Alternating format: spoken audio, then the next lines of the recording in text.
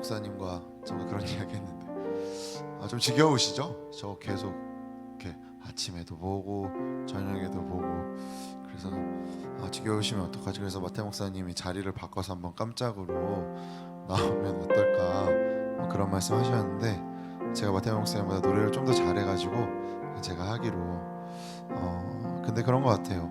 몸이 지치고 좀 무거워지고 늘 특세 때마다 그런 것 같은데 그래도 특세를 지켜나가고 또 이 예배의 자리를 지켜나가는 이유는 말씀이 역시 우리의 삶을 살아내게 만드는구나, 지켜가게 만드는구나, 역시 말씀으로 주님이 우리 인도하시는구나 발견하게 되기 때문인 것 같습니다. 그래서 오늘도 이 수요 저녁 예배를 통해 김마태 목사님을 통해 말씀하시는 성령의 음성에 우리가 귀를 기울이며 그렇게 그 음성에 이끌려가는 시간 될 수 있기를 이제 우리가 잠시 각자의 자리에서 그렇습니다 주님, 우리의 삶을 이끌어가는 것은 내 의지나 내 마음이나 내 육신이 아니라 주님의 말씀입니다. 이 기도 제목 가지고 함께 기도하며 나아갑시다. 기도하겠습니다.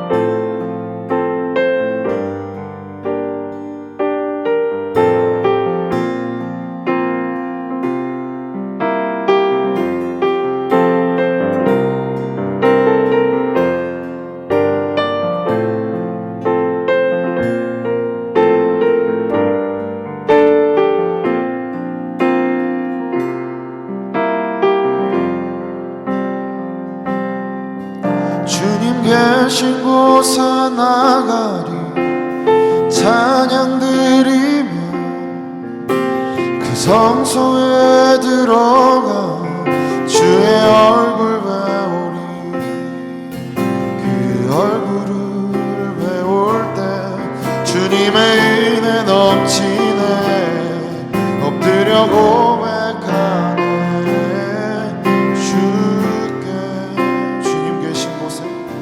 주님 계신 곳에 나가리 찬양 드리며 그 성소에 들어가 주의 얼굴 배우리 그 얼굴을 배울 때 주님의 은혜 넘치네 엎드려 고백하네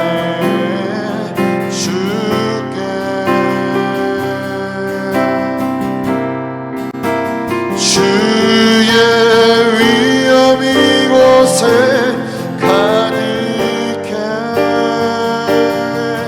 전능하신 하나님 아버지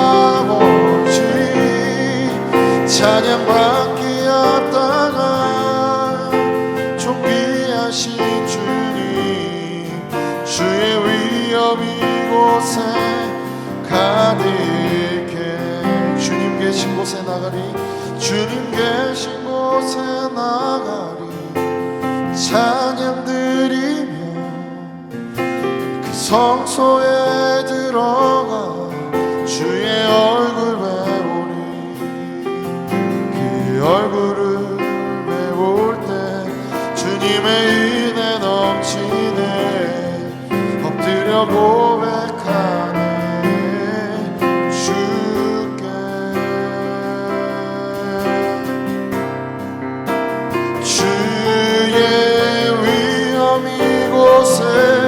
가득해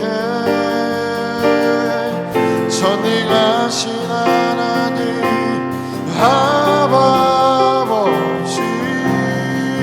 찬양받기 합당한 존귀하신 주님 주의 위엄 이곳에 가득해 주의 위엄 이곳에 가득해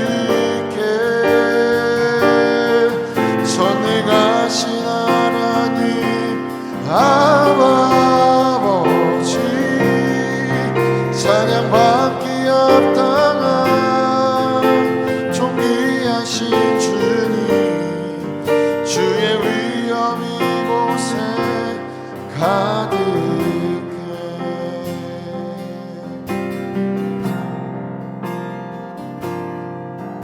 왜 나를 깊은 어둠 속에 홀로 두시는지,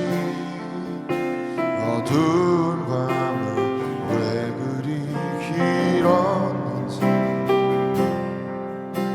나를 고독하게, 나를 낮아지게, 세상 어디도 기댈 곳이 없게 하셨네.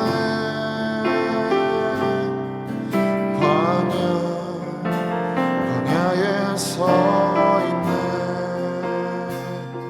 한 번 더 고백할까요? 왜 나를 깊은 어둠 속에 홀로 두시는지, 어두운 밤은 왜 그리 깊었는지, 나를 고독하게, 나를 낮아지게, 세상 어디도 기댈 곳이 없게 하셨네.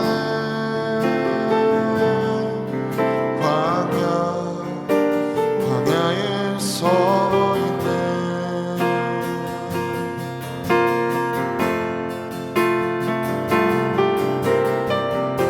주님만 내 도움이 되시고, 주님만 내 빛이 되시니, 주님만 내 친구 되시는 광야. 주님 손 놓고는 단 하루도 살 수 없는 곳,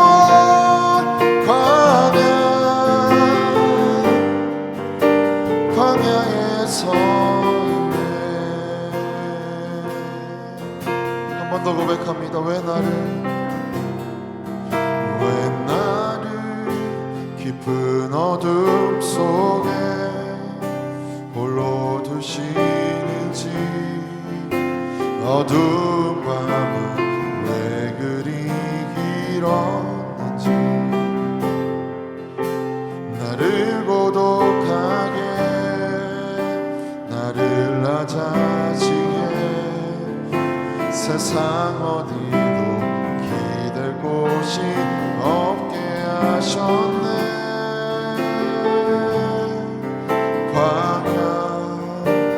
광야에 서 있네.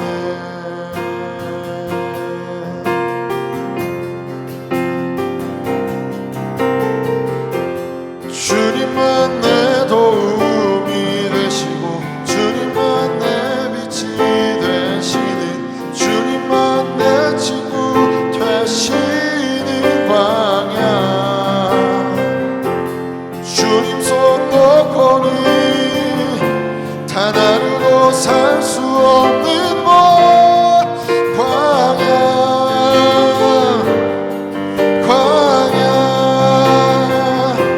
주께서 나를 사용하시려, 나를 더 정결케 하시려, 나를 택하여 보내신 그곳 광야. 성령이 내 영을 다시 태어나게 하는 곳,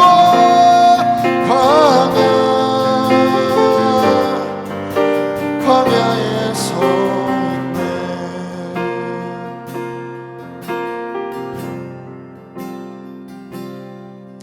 내 자가 산산이 깨지고 높아지려 했던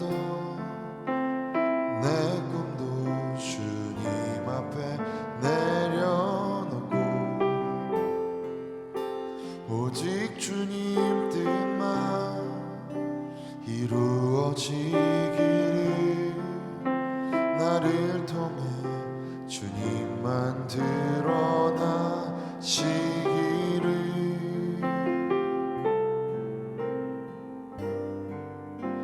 광야를 지나며. 우리가 이 시간 이 가사를 가지고 기도하며 나가기를 원합니다. 주님께로 가면 갈수록 종종 우리는 광야의 깊은 곳으로 들어가는 것처럼 느껴질 때가 있습니다. 광야 바깥에서는 여전히 안전하고 여전히 즐겁고 여전히 너무 따뜻한데 나는 그저 주님을 따라갈 뿐이고 주님께서 주신 마음을 택하여 갈 뿐인데 그곳에서 멀어지고 나는 홀로 광야에 있는 것만 같이 느끼게 되는 순간들이 있습니다. 그때 비로소 주님께서 우리를 손잡아 이끌어가기 시작하십니다. 우리가 걸어가지 않아도 되는 그 길을 발견하게 되죠.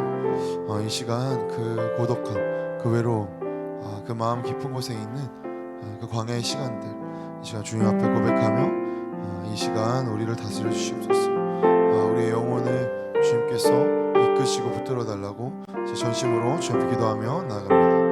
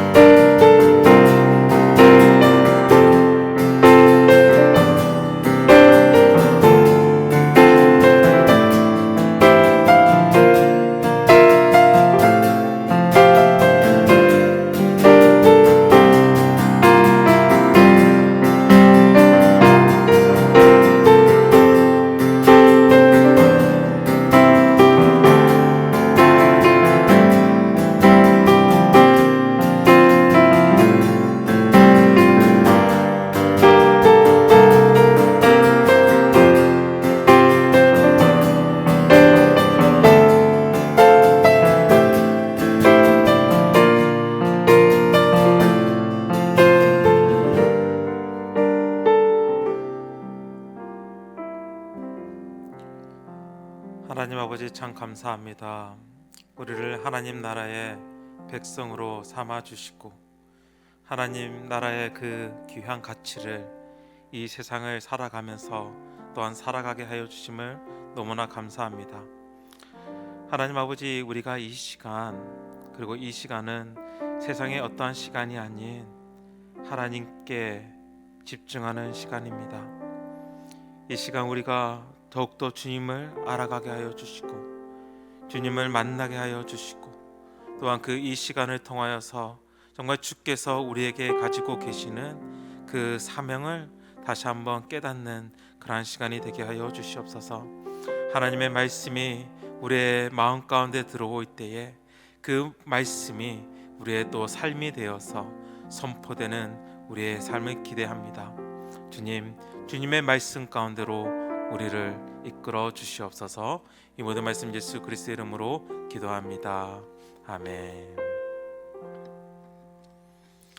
오늘 저희들이 함께 나눌 하나님의 말씀은 마가복음 1장 9절로 12절까지 말씀입니다.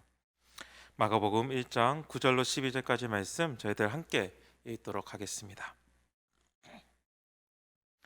그때 예수께서 갈릴리 나사렛으로부터 와서 요단강에서 요한에게 세례를 받으시고 곧 물에서 올라오실새 하늘이 갈라짐과 성령이 비둘기같이 자기에게 내려오심을 보시더니 하늘로부터 소리가 나기를 너는 내 사랑하는 아들이라 내가 너를 기뻐하노라 하시니라. 성령이 곧 예수를 강녀로 몰아내신지라. 아멘. 옛날 옛적에 토끼와 거북이가 살고 있었습니다. 토끼는 매우 빨랐고 거북이는 매우 느렸습니다. 어느 날 토끼가 거북이에게 느림보라고 놀려댔습니다. 그러자 거북이가 이렇게 열받아서 자극을 받아서 토끼에게 달리기 경주를 제안합니다. 경주를 시작하자마자 토끼는 일찍이 빨리 달려갑니다. 그리고 한참을 달리고 난 후에 거북이가 한참 뒤진 것을 보고 안심하여 중간에 낮잠을 자게 됩니다. 그런데 토끼가 잠을 길게 자자 거북이는 토끼를 지나쳐 갑니다. 초월한 거죠. 잠에서 문득 깬 토끼가 거북이가 자신을 추월했다는 사실을 깨닫고 빨리 뛰어가지만 결과는 이미 거북이의 승리로 끝났습니다. 두 세상을 살아가는 우리의 이야기는 계속됩니다. 이 세상이 추구하는 두 가지를 제가 이제 지난주와 그리고 오늘 말씀을 통해서 나눈다고 이미 말씀드렸는데, 지난 수요일에는 이 세상에서 추구하고 있는 강함의 이야기를 하면서 덜을 위한 싸움은 언제까지일까요? 라는 질문을 던졌습니다. 그리고 그 가운데서 어떻게 덜을 위한 싸움을 싸울 것인지도 나누었습니다. 그 대답은 무엇이었습니까? 덜을 위한 싸움은 끝까지 끈질기게 간다라는 것이죠. 끝나지 않는다라는 것입니다. 그렇다면 이 덜을 위한 싸움은 우리가 어떻게 싸울 것인가? 바로 예수 그리스도께서 우리에게 보여주신 바로 십자가로 우리가 싸워야 된다라고 말씀드렸습니다. 그리고 오늘은 이 세상이 추구하는 또 다른 한 가지, 바로 빠름에 대해서 이야기하려고 합니다. 아이를 키울 때도 늘 이 말이 제 입에 붙어 있는 것 같아요. 많은 부모님들도 공감을 하실 텐데, 빨리 일어나 라는 이야기를 많이 하고, 그리고 빨리 밥 먹어, 그리고 빨리 치워, 그리고 빨리 자. 이 빨리라는 단어를 참 많이 사용하고 있는 우리를 봅니다. 이 세상은 빠름을 추구하고 있죠. 빠른 것이 좋다라고 이야기를 합니다. 스포츠 경기를 보면 느리게 함으로써, 느리게 감으로써 승리하는 경기는 거의 없습니다.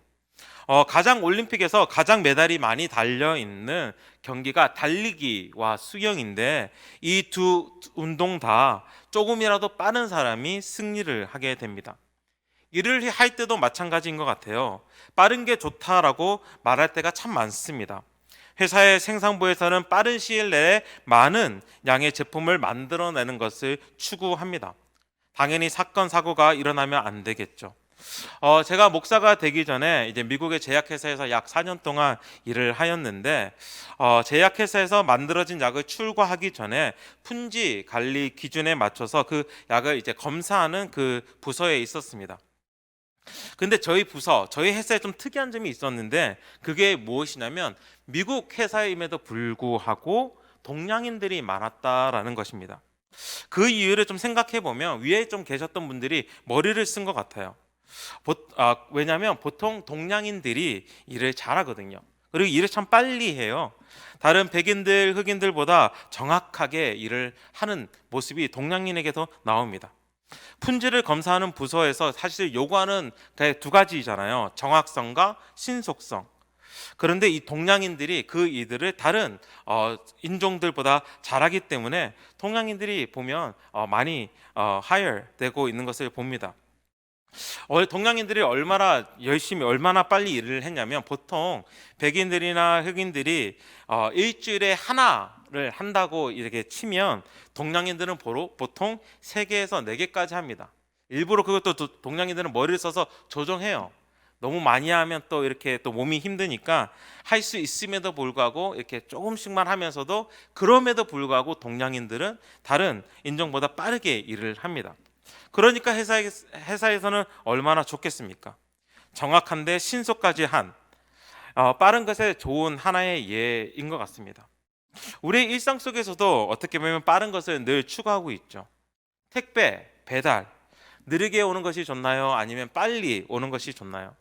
물건을 시켜놓고 배송 상황을 우리가 가끔씩 인터넷을 통해서, 전화기를 통해서 막 보잖아요. 그것을 통해서 우리가 뭘 알 수 있어요?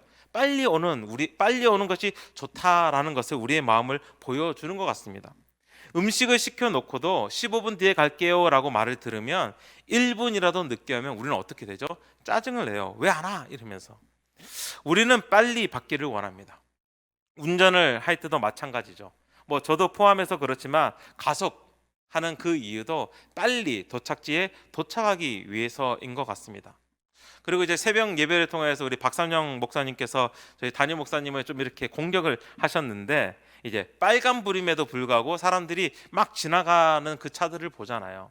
왜 그렇게 빨간불임에서도 법을 어기면서까지도 지나가나요? 좀 더 빨리 가기 위해서입니다. 빨리빨리, 신속히, 얼른, 퍼뜩, 빠릿빠릿, 빠름을 추구하는 세상에서 쉽게 들을 수 있는 말입니다. 천천히 해, 여유를 가지고 해, 라는 그 단어들은 오히려 듣기 힘든 현실입니다. 그렇지만 한번 생각해 봅니다. 빠른 것이 정말 좋은 것일까요? 빨리 처리하고 신속히 이루어지는 것이 정말 늘 좋은 것일까요? 그렇지 않다는 것을 우리는 너무나 잘 압니다. 그렇기에 토끼와 거북이의 이야기는 빠름을 추구하는 이 세상에 하나의 메시지를 던져주는 좋은 이야기입니다. 그럼에도 불구하고 우리는 빠름이 좋다라고 말합니다. 저는 설교를 준비하기 위해 빠름을 추구하는 우리의 마음에 대해서 조금 생각해 볼 시간이 있었습니다. 왜 우리는 이렇게 빠름을 추구하고 있는가라는 그 질문을 제 자신에게 던지고 그리고 그 이유를 좀 살펴본 것이죠. 그런데 그 안에서 찾은 것은 바로 빠름을 추구하는 우리의 마음에서 본질적으로 내 중심적인 생각과 기준이 있다라는 것을 보았습니다. 지난주에 참 오래간만에 둘째 아이 성한이를 혼냈습니다. 이제 보통 청소를 하게 되면 늘 누나만 청소하고 성한이는 계속 놀고 있는 평소의 모습이 제 마음에 들지 않았던 것 같아요. 그래서 이제 누나가 이제 씻으러 화장실에 갔을 동안에 제가 성한이를 불렀습니다. 그리고 성한이에게 자신이 가지고 놓은 장난감만이라도 장난감 통에 넣는 일을 시켰습니다. 누나가 샤워를 끝내는 그 시간까지 장난감 통에 넣는 그 작업은 5분 안에 끝나는 그 작업이었기 때문에 누나가 씻는 동안 충분히 할 수 있는 일이었습니다. 그리고 그 시간 안에 치우지 못한 장난감을 제가 다 버리기로 성한이에게 이야기를 했어요. 성한이가 누나가 씻을 동안, 샤워를 하는 동안 장난감을 다 치웠을까요? 못 치웠을까요? 누나가 샤워를 하고 그리고 좀 더 시간을 벌어주기 위해서 동생에게 입 닦기를 끝내고 그리고 한참 동안 화장실에서 아무것도 안 하면서 동생이 이 장난감을 치우기를 바라는 그 누나가 기다려주는 동안 그 시간을 벌어주는 그 시간이 참 오래임에도 불구하고 성한이는 그 장난감을 치우지 못했습니다. 그래서 제가 약간 이제 화가 난 목소리로, 엄한 목소리로 이제 치우지 못한 장난감들을 제 앞에 모으라고 했습니다. 그래도 제 마음 가운데 좀 아이들에게 큰 상처는 주지 말자라는 저의 좀 착한 아빠이고 싶은 마음이 좀 있었던 것 같아요. 그래서 아이의 마음이 다치지 않게 이 많은 장난감 중에서 장난감 20개만 좀 구원할 수 있게 너가 지금 넣을 수 있게 시간을 좀 주었습니다. 구원할 기회를 준 것이죠. 그리고 성한이는 울면서 하나씩 자기가 좋아하는 장난감부터 구원하기, 그러니까 장난감통에 담기 시작했습니다. 그리고 한 10개가 넘는 장난감이 남았던 것이죠. 그리고 이미 약속했던 것처럼 그 장난감을 모아서 쓰레기통에 제가 집어 넣었습니다. 사실 그 중에 제 딸이 혜인이가 좋아하는 장난감 그 뽀로로의 크롱도 있었습니다. 그 크롱이라는 공룡도 포함되어 있었습니다. 혜인이는 그 크롱이 쓰레기통에 들어가는 것이 너무나 슬펐던 거예요. 그리고 계속 울면서 아빠가 크롱이랑 많이 잘 놀아줬는데 하면서 막 우는데 저도 이 크롱을 구원해 줘야 되나? 라는 생각이 들었지만 또 이 약속을 지켜야 한다는 그 마음에 크롱을 쓰레기통에 집어넣기 위해서 옆으로 치워 두었습니다. 한번 생각해 봅시다. 이 이야기 안에서 청소의 시간을 누가 정해 놓은 것입니까? 청소할 수 있는 시간을 누가 정해 놓은 것이죠? 그리고 성한이가 정해 놓은 시간이 아닌 바로 아빠인 제가 바로 시간을 정했다라는 것을 알았습니다. 그리고 그 시간이 충분하다고 생각하는 기준 또한 어떻게 보면 성한이의 입장이 아닌 저의 생각이었던 것을 깨달았습니다. 어떻게 보면 제가 기준이 되어서 성한이의 행동을 그 기준에 맞추려 했던 것입니다.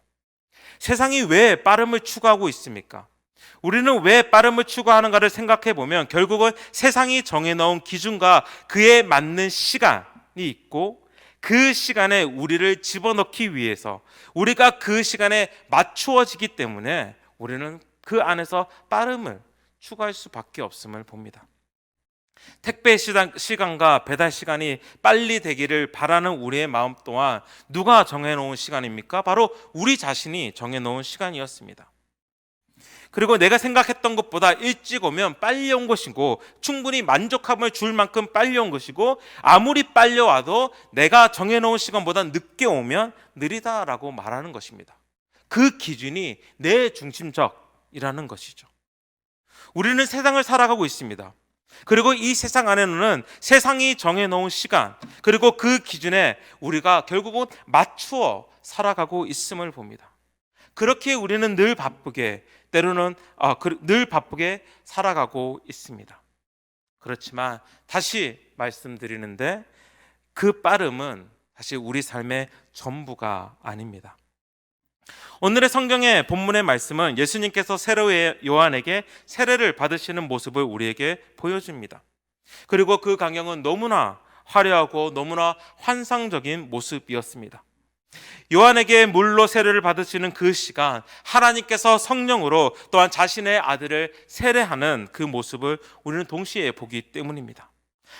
그리고 하늘에서 선포가 있습니다. 너는 내 사랑하는 아들이라 내가 너를 기뻐하노라. 그리고 이 세례식이 우리에게 결국은 떠올리게 하는 한 장면이 있죠. 바로 왕의 왕관 수여식입니다. 그렇게 예수님께서는 왕으로 수여를 받고 또한 왕 되심이 하늘에서 선포됩니다. 이제 이때부터는 왕으로서 다스리는 권세가 예수님께 주어지는 것이죠. 그리고 그 이유는 왕은 왕이 되었기 때문에 바로 그때부터 왕의 직분을 감당하면 됩니다. 그런데 성경은 이렇게 예수님께서 왕으로서 선포가 되신 그 가운데서 바로 왕으로서의 사역이 이어지고 있지 않음을 우리에게 이야기를 하고 있어요. 오히려 성령님이 예수님을 광야로 몰아내셨다라고 말합니다. 바로 12절 말씀이죠. 성령이 곧 예수를 광야로 몰아낸지라. 예수님께서 세례를 받으시고 광야로 들어가신 모습을 다른 복음서에서도 이렇게 설명하고 있습니다. 성령에 이끌리어 마귀에게 시험을 받으러 광야로 가사. 마가복음 말씀이죠. 예수께서 성령의 충만함을 입어 요단강에 걸어오사 광야에서 40일 동안 성령에게 이끌리시며 라고 이야기를 합니다. 예수님께서 광야로 가신 것은 자신의 뜻, 자신이 정한 기준을 따라 가신 것이 아니라는 것이죠. 바로 성령에 이끌리어 그곳에 가십니다.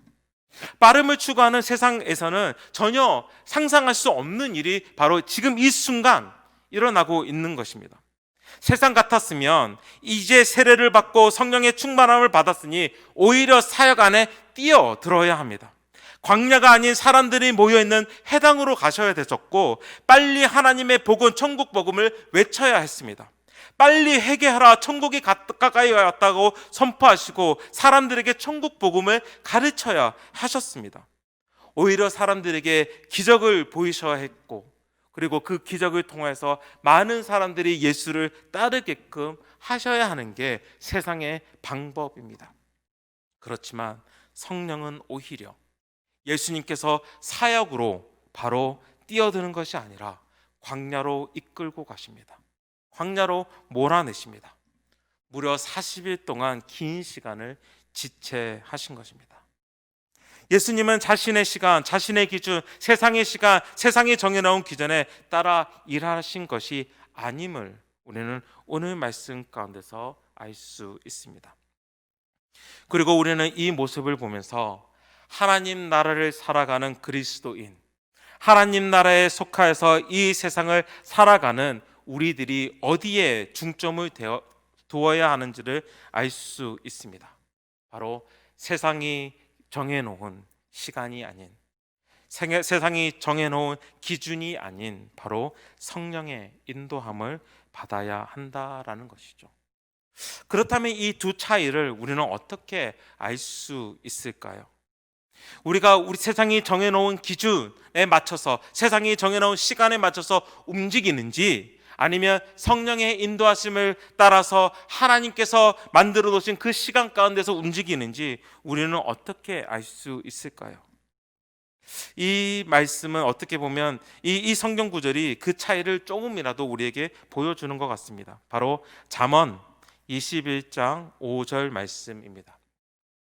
부지런한 자의 경영은 풍부함에 이를 것이니 조급한 자는 궁핍함에 이를 따름이니라. 우리가 빨리 움직이는 우리 마음의 이유가 부지런해서 라는 이유가 있겠고, 바로 또한 조급함이 있기 때문입니다. 결국은 성령이 이끄신 대로 우리가 하루하루를 살아간다라고 이야기하면 조급함이 아니라 오히려 부지런히, 그리고 성실하게 빠르게 움직일 것입니다. 그렇지만 세상이 만들어 놓은 그 기준의 시간에 맞춰서 우리가 나아간다면 매번 조급함에 쫓기겠죠. 누군가와 약속 시간이 정해 있는 것입니다. 그리고 우리가 그 사람의 약속 시간을 부지런히 지키면 좀 더 일찍 나와서 그곳에 빨리 도착하겠죠. 그렇지만 그 시간에 우리가 쫓긴다면 우리는 조급함에 우리 몸이 빨라질 수밖에 없을 것입니다. 바로 성령이 인도하시는 그 시간과 세상이 정해놓은 시간 가운데 살아가는 사람들의 차이점이 바로 여기에 있습니다. 부지런함과 조급함. 그리고 오늘 말씀 가운데서 더욱 살펴보기를 원하는 것은 왜 성령님께서 광야로 예수님을 이끌고 몰아가셨는가라는 것입니다. 이미 말씀드린 것과 같이 예수님께서 세례를 받으셨기 때문에 바로 즉시 빠르게 그 사역을 감당하시면 좋잖아요. 사람들이 예수님께서 성령으로 세례를 받으신 것을 눈으로 보고 있었습니다. 그리고 하늘에서 나오는 그 선포의 말씀, 너는 나의 사랑하는 아들이고 내가 기뻐하는 자다라는 그 선포의 말씀이 사람들이 많은 가운데서 함께 들었을 거예요. 그렇다면 자연스럽게 예수님을 따르는 사람들이 더 많아지지 않았겠습니까? 하지만 빠름이 아닌 오히려 늦은 시간, 멈춤의 시간이라고 이야기할 수 있는 광야의 시간으로 성령께서는 예수님을 이끌고 가십니다. 때로는 우리가 심속하게 움직여야 할 때에 그 순간에 정지, 멈춤의 순간을 경험할 때가 있습니다. 일이 더 이상 진전이 안 되고 침체되어 있는 것 같은 기분이 들 때도 있겠죠. 그때 우리의 마음은 더욱 복잡해집니다. 조급함이 느껴질 때도 있을 것 같아요. 그렇기에 우리는 더욱 빠르게 그 문제를 해결하려고 할 때가 너무나 많습니다. 하지만 오늘 말씀을 통해서 우리가 알 수 있는 것은 그때 내 마음의 조급함에 이끌려 빠르게 행동할 때가 아니라 더욱 중요한 것에 집중하고 우리의 마음을 둘 때라는 것입니다. 그것이 바로 광야가 의미하는 것이죠. 오늘 말씀은 성경적 해석으로서 성령이 예수님의 광야를 이끄신 이유가 예수님께서 참 이스라엘을 대표하시는 분이심을 말하기 위함이었습니다.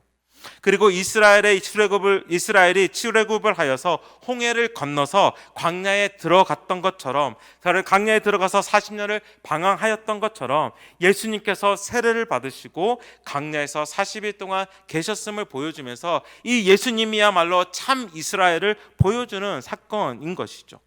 근데 광야가 어떠한 곳입니까? 광야는 바로 길이 없는 곳입니다. 광야는 갈 길을 알 수 없고 막막한 그곳이 광야라는 것이죠. 이스라엘이 홍해의 구원의 기쁨을 맛보고 들어간 그곳이 오히려 광야였다라는 것에 어떻게 보면 큰 의미가 있는 것 같습니다. 사실 홍해를 통해서 구원의 역사를, 구원의 기쁨을 맛보았으면 그 기쁨을 오히려 자신이 들어가야 할 그 땅에 바로 이어지면 너무나 좋잖아요. 그럼에도 불구하고 하나님께서는 광야로 그들을 이끌고 가셨습니다. 왜 광야였습니까? 요한계시록 12장 6절에 이런 말씀이 있습니다. 그 여자가 광야로 도망하며 거기서 1206일 동안 그를 양육하기 위하여 하나님께서 예배한 곳이 있더라. 여기서 여자는 하나님의 백성이라고 생각하시면 됩니다. 하나님께서 그 여자를, 하나님의 백성을 광야로 보내시는데 그 광야가 어떠한 곳이죠? 요한계시록 12장 말씀에서는 이곳은 바로 양육하기 위해서 예비한 곳이라고 광야를 설명하고 있습니다. 그렇습니다. 광야는 바로 하나님께서 이스라엘을 양육하신 곳입니다. 양육이라는 것은 무엇입니까? 양육이라는 단어의 영어적인 표현은 nurturing이라는 표현인데 어떻게 보면 키우다, 자라게 하다라는 뜻을 가지고 있어요. 그런데 이 단어가 보여주는 좀 더 구체적인 그림은 바로 엄마가 아기를 안고 있는 그 모습입니다. 엄마가 아기를 이렇게 품고 있는, nurturing 한다, 이렇게 보살피고 있는 그 모습을 양육이라고 표현을 해요. 아기가 무엇을 할 수 있습니까? 아무것도 할 수 없어요. 저희 막내가 이제 11개월이 되었는데 그 아기가 무엇을 할 수 있겠습니까? 이것저것 뭔가 하는 것처럼 보이지만 사실 딱 보면 이루어질 수 있는 것이 아무것도 없습니다. 그냥 엄마 품에서 먹고 엄마 품에서 잡니다. 바로 그것을 통해서 우리가 알 수 있는 것은 뭐냐면 엄마 품에서 뭔가를 한다라는 거죠. 그것이 뭐냐면 바로 의지라는 것이죠. 부모를 의지하는 것입니다. 그러니까 배가 고프면 우는 것이죠. 잠이 올 때 우는 것이죠. 자신의 필요가 필요할 때 계속 웁니다. 채워달라고. 결국은 의지하고 있는 거예요. 부모를. 광야에서 이스라엘이 할 수 있는 것이 무엇이었습니까? 진짜 그들이 할 수 있는 것은 아무것도 없었습니다. 그들은 어디로 가야 할지도 몰랐습니다. 그들의 먹을 것은 어떻습니까? 그들의 낮에 뜨거운 그리고 밤에 추운 광야를 지나야 하는데 그들이 무엇을 할 수 있겠습니까? 아무것도 할 수 없었습니다. 그렇게 이스라엘 백성들은 그 광야에서 양육을 받은 것입니다. 즉 그곳에서 하나님만 의지하는 것을 배운 것이죠. 광야의 시간이 우리가 훈련이라고 많은 표현을 하는데 우리가 더 강해지기 위해 훈련을 받는 것이 아니라 오히려 더 하나님을 의지할 수 있게끔 훈련을 받은 그 시간, 바로 양육의 시간이 광야의 시간이었다라는 것입니다.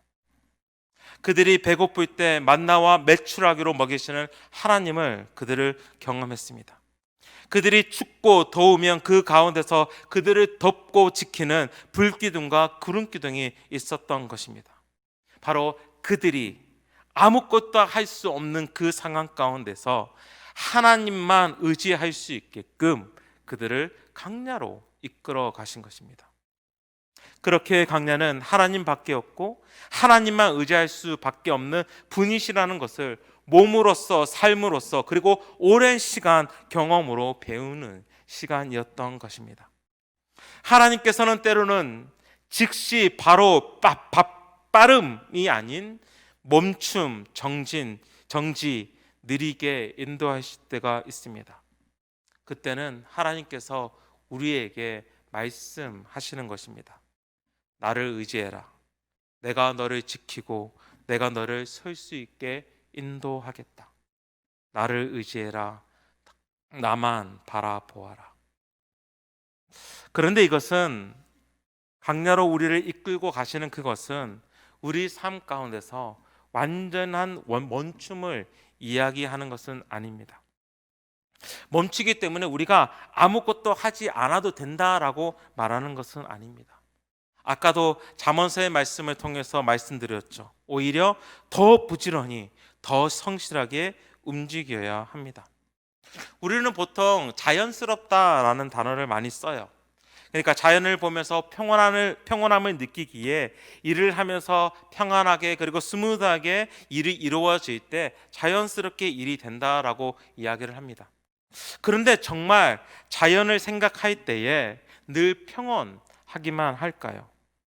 자연은 오히려 자연의 질서에 따라 오히려 치열하게 운영되는 것이 바로 자연입니다. 자연스러움이 그냥 평온함 가운데서 일어나는 것이 아니라라는 것이죠.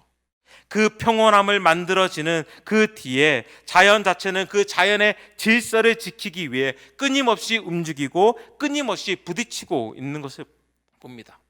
새들도 치열하게 먹이를 확보하기 위해서 날아다니겠죠. 그러면 벌레들은 또 처절하게 살기 위해서 도망다니겠죠. 자연 자체도 평온하게 보이지만 굉장히 치열한 그것이 자연인 것이죠. 왜? 그 질서를 지켜가기 위해서. 사실 이 지구가 엄청나게 빠른 속도로 돌아간다라고 이야기를 합니다. 이렇게 돌아갈 수밖에 없는 것이 우주의 법칙, 우주의 그런 질서를 지키기 위해서 빠르게 돌아가고 있는 것이죠. 그 질서를 지키기 위해. 예수님이 강야로 이끌려 가셨습니다. 그렇지만 예수님께서 강야에서 그냥 멈추어진 채로 아무것도 하지 않으셨을까요? 우리가 지난주에 우리 예수님께서 받으신 강야에서 받으신 그 전투, 그 시험을 우리가 보지 않았습니까? 예수님께서는 오히려 엄청난 싸움, 전쟁 안으로 들어가신 것입니다. 바로 지난주에 그 이야기를 했던 것이죠. 그런데 그 전쟁의 시간을 통해서 예수님께서 더욱 바라본 것은 하나님이죠. 하나님을 더욱 의지하며 바라보는 것이 그 예수께서 그 시험을 성령의 말씀을 통해서 이기시는 그 모습을 통해서 우리가 볼 수 있습니다. 맞습니다. 성경에서는 하나님께서는 너희는 가만히 있어 여호와께서 오늘날 너희를 위해서 행하시는 구원을 보라라고 이야기를 합니다. 가만히 있으라고 이야기를 합니다. 하지만 이때도 사실 우리는 무엇을 해야 됩니까? 가만히 있어서 그냥 가만히 있는 게 아니죠. 나를 구원하시는 하나님을 바라보아야 한다라는 것이죠. 하나님을 의지하여야 한다라는 것이죠. 그렇기에 느림의 시간을, 멈춤의 시간을 하나님께서 허락하신 이유는 그 힘든 강야의 시간 가운데서 하나님만 의지하며 하나님만 바라볼 수 있게 양육의 시간을 통과하는 바로 그 시간입니다. 그렇기 때문에 그 시간을 우리에게 허락하신 거죠. 그렇다면 우리는 그 강야에서 정말 치열하게 하나님을 보기 위해서, 하나님을 바라보는 것을 가로막고 있는, 하나님을 의지하는 것을 방해하는 그것과 싸워야 한다라는 것입니다. 그리고 하나님만 바라보고 하나님을 의지하는 시간이 다른 표현으로 하면 예배라는 것이죠. 세상이 정해놓은 시간에서 벗어나서, 빠름의 시간에서 벗어나서 하나님의 시간 가운데서 들어가는 것이 예배잖아요. 그렇게 세상의 빠름의 시간이 더디게 가며, 그리고 그 시간에는 우리 안에서 몸부림치며 치열하게 하나님을 바라보고자 하는 것이 바로 예배 아닙니까? 그러니까 우리 삶 가운데서 빨리 가지 않아도 느리게 가도 된다라는 것이죠. 왜? 언제? 우리가 바로 그 예배 안으로 들어갈 때에, 하나님께서 우리를 예배 가운데로 인도할 때에 우리가 바로 즉시 행하지 아니하여도, 세상이 원하는 그 시간 안에 끝내지 아니하여도 된다라는 것입니다. 왜냐하면 그 가운데서 오히려 하나님을 바라보면서 그 시간을 이길 수 있는 힘을 허락하시기 때문입니다. 저는 예배에 대해서 가장 잘 그려준 그 시간, 그 멈춤의 시간은 바로 십자가의 사건이라고 말합니다. 십자가의 사건은 모든 것이 멈춰버린 시간이었습니다.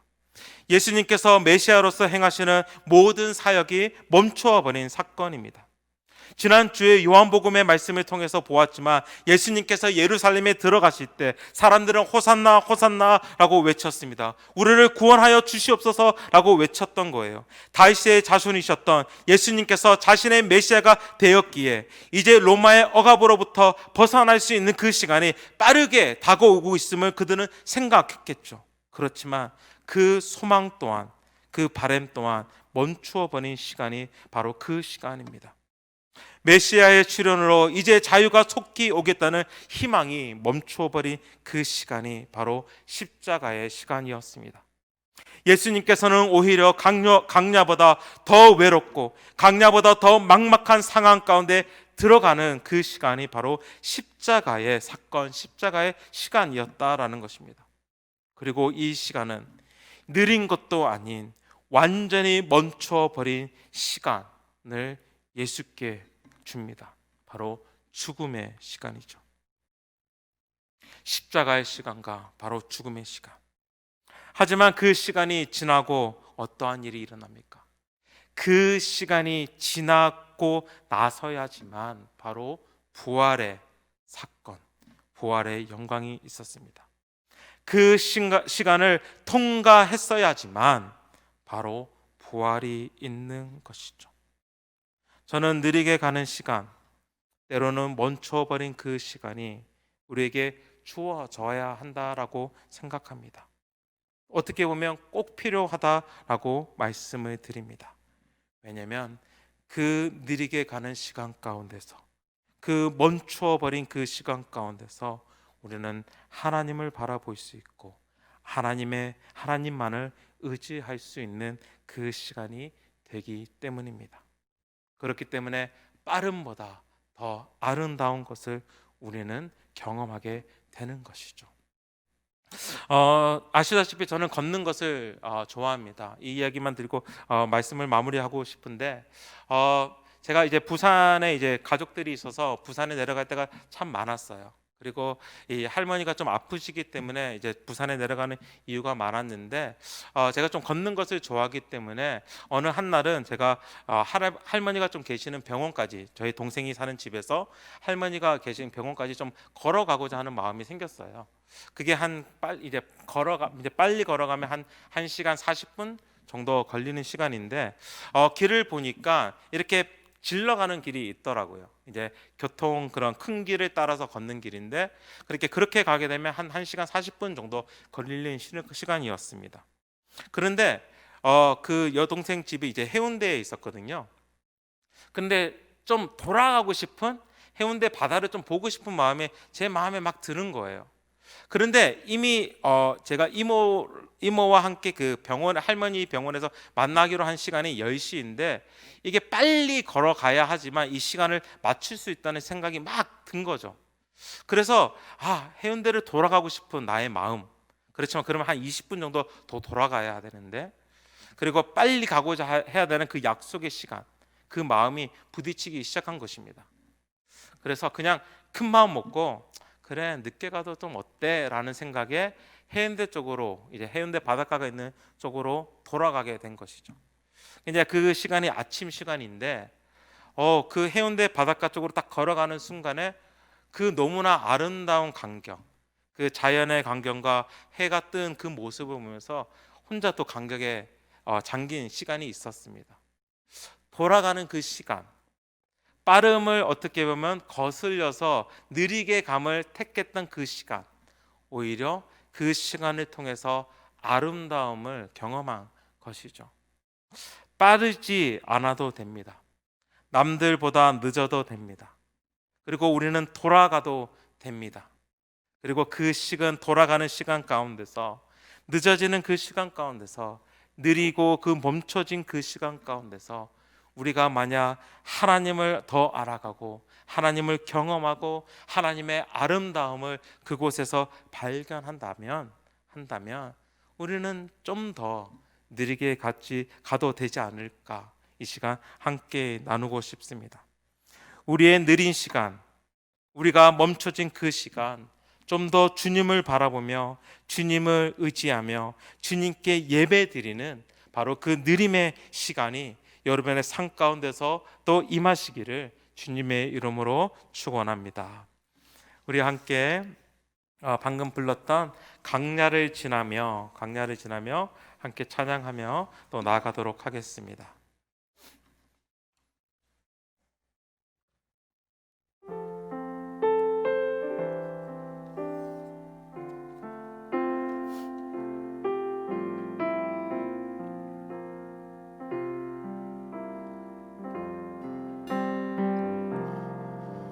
왜 나를 깊은 어둠 속에 홀로 두시는지, 어두운 밤은 왜 그리 깊었는지,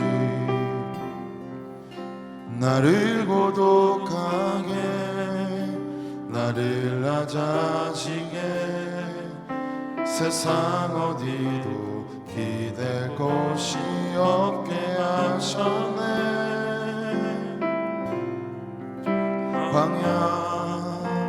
광야에 서 있네. 다시 한번 찬양합시다. 왜 나를 깊은 어둠 속에 홀로 두시는지, 어두운 밤은 왜 그리 깊었는지, 나를 고독하게, 나를 낮아지게, 세상 어디도 기댈 곳이 없게 하셨네.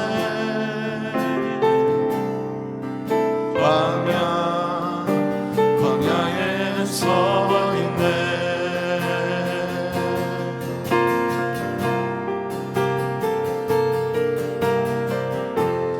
주님만 내 도움이 되시고 주님만 내 빛이 되시는 주님만 내 친구 되시는 광야 주님 손 놓고는 단 하루도 살 수 없는 곳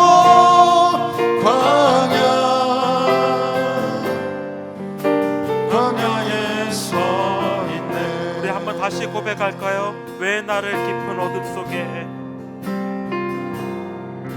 왜 나를 깊은 어둠 속에 홀로 두시는지 어두운 밤은 왜 그리 깊었는지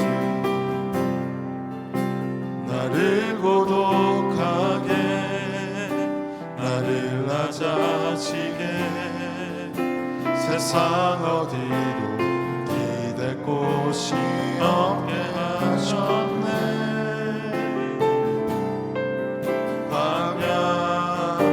광야에 서 있네.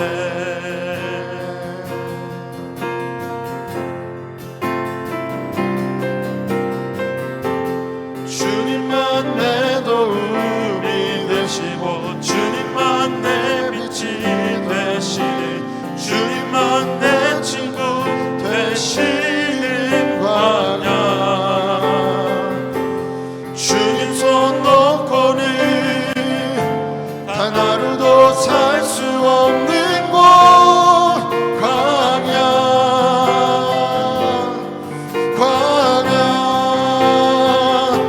주께서 나를 사용하시려 나를 더 정결케 하시려 나를 택하여 보내신 그곳 광야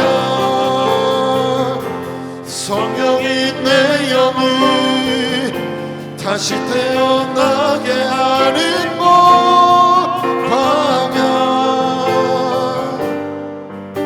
광야에 서 있네.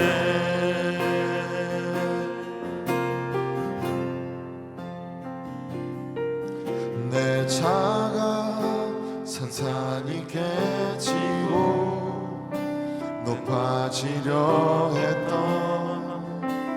내 꿈도 주님 앞에 내려놓고 오직 주님 뜻만 이루어지기를 나를 통해 주님만 드러나시기를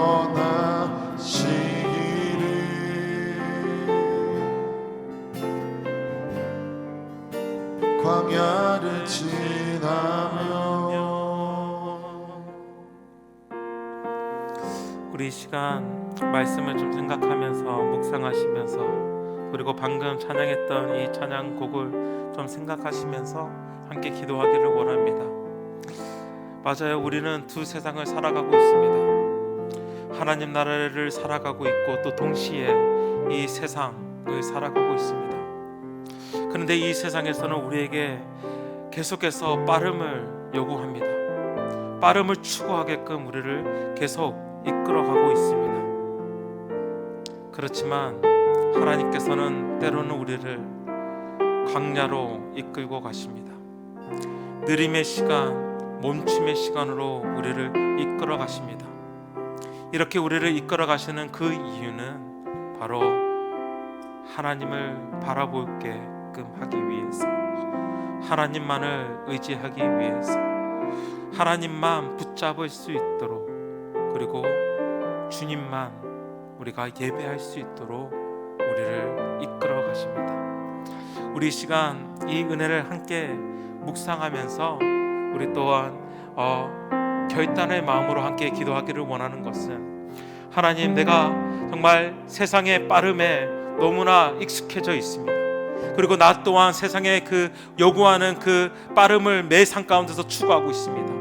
그렇지만 하나님, 나는 이 세상의 시간에 맞추어져 나가는 사람이 아니라 하나님의 시간, 하나님이 나를 이끌고 가시는 그 느림의 시간 안에 들어가게 하여 주시옵소서. 하나님을 정말 바라볼 수 있고 하나님을 의지할 수 있는 그 시간 가운데 우리가 들어가게 하여 주시사 정말 세상을 숭배하는 것이 아니라 세상을 예배하는 것이 아니라 하나님을 예배하는 그 시간을 우리에게 허락하여 주시옵소서 하는 그 느림의 시간을 우리에게 허락하여 주시옵소서 라는 그 기도 제목을 가지고 이 시간 함께 기도하며 나아가기를 원합니다. 함께 기도하시겠습니다. 하나님 아버지, 우리 삶을 돌아봅니다.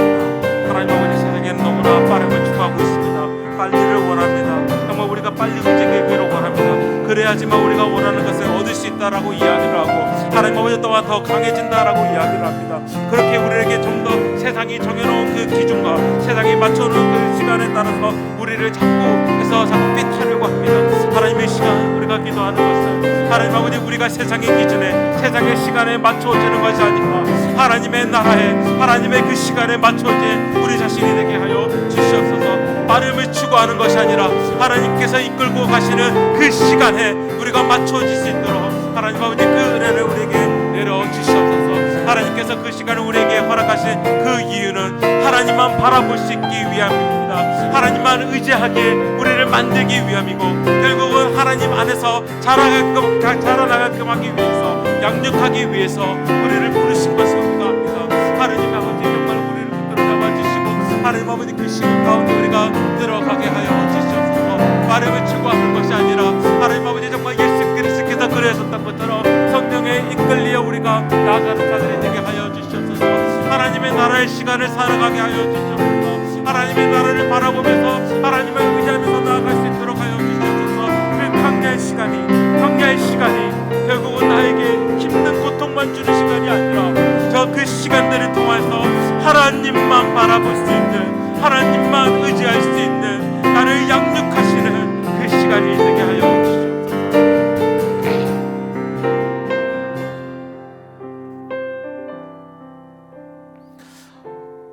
이 시간 한 가지 더 기도하기를 원하는 것은 혹시 내 자신이 조급함에 쫓기고 있지는 않습니까? 혹시 내일 당장 끝내야 할 그 일 때문에, 당장 내가 지금 해야 될 그 일 때문에 우리가 그 조급함에 우리가 혹시 내 자신이 익숙해져서 삶을 살아가고 있지는 않은가 돌아보기를 원합니다. 그리고 그 시간 가운데서 그 조급함을 느낄 수 있는 그 시간 가운데서 주님, 조급함이 아니라 성령의 이끌림을 받게 하여 주시옵소서. 조급함이 아니라 오히려 성령이 내 안에 계심으로써 부지런히 성실하게 치열하게 내가 오늘의 삶을 살아가게 하여 주시옵소서라는 그 기도 제목을 함께 들고 나아가기를 원합니다.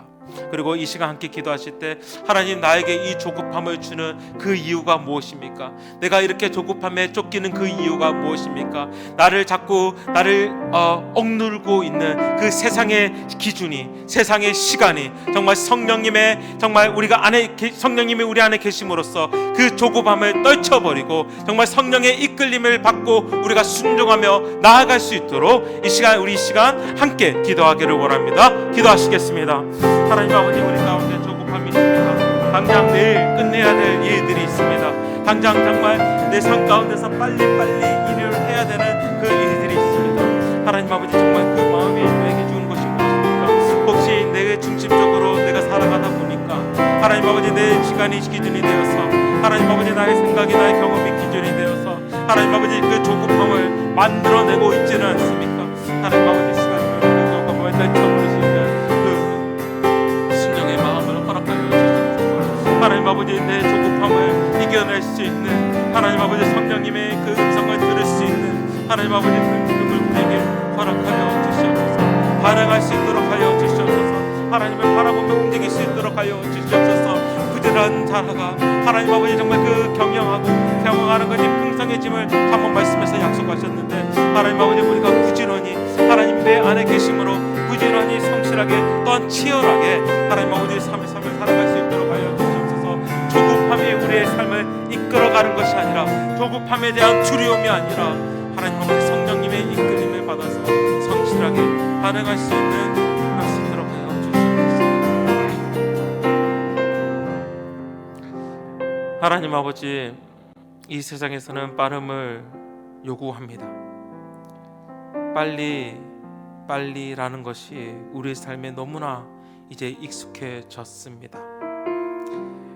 내가 기준을 만들고 내가 시간을 정해 놓았기 때문입니다. 세상의 기준이 있고 세상이 정해 놓은 시간이 있기 때문에 우리는 늘 빨리빨리 조급하게 움직일 때가 많았음을 고백합니다. 하나님, 그렇지만 이 시간 기도하는 것은 우리가 결국은 세상이 정해놓은 시간에 따라 조급하게 움직이는 것이 아니라 하나님의 시간, 하나님의 성령님의 음성을 듣고 그 음성에 반응하며 나아가는 세상의 시간이 아닌, 빠름을 추구하는 세상의 시간이 아닌, 느려도 괜찮아, 멈추어도 괜찮다라고 말씀하시는 그 하나님의 시간 가운데 우리가 머물게 하여 주시옵소서. 그리고 우리가 그 하나님의 시간 가운데 머물 때에 결국은 하나님만을 바라보게 하시고, 결국은 하나님만을 의지하게 하여 주시고, 결국은 하나님만을 예배하게 하여 주시옵소서. 그것을 통하여서 세상이 말하는 그 빠름이 주는 아름다움이 아니라 하나님 나라의 그 아름다움을 그 느린 가운데서도 멈춰진 시간 가운데서 우리가 누리게끔 주께서 인도하여 주시옵소서. 주님을 더욱 바라보기를 원합니다. 주님을 더욱 의지하기를 원합니다. 그 느림의 시간 가운데 주님께 더욱 나아가는 저희들 한 사람 한 사람 되게 하여 주시옵소서. 이 모든 말씀 예수 그리스도의 이름으로 기도합니다. 아멘. 우리 계속해서 우리 각자의 기도 제목을 가지고 함께 기도하기를 원합니다. 우리가 특별히 두 세계를 살아가는 그 이야기를 계속하고 있는데 그 질문을 계속 던지시면서 함께 기도했으면 좋겠어요. 하나님 나라를 살아갈 것인가? 이 세상을 살아갈 것인가? 하나님 나라가 추구하는 약한 가운데 우리가 머물 것인가? 그리고 그 느린 가운데 머물 것인가? 아니면 세상의 강함, 세상의 빠른 가운데 우리가 머물 것인가? 이것을 한번 계속 묵상하시면서 또 각자 가지고 오신 그 개인 제목을 기도 제목을 가지고 함께 기도했으면 좋겠고요. 우리 계속되고 있는 우리 새벽 부흥회를 위해서 함께 기도하기를 원합니다.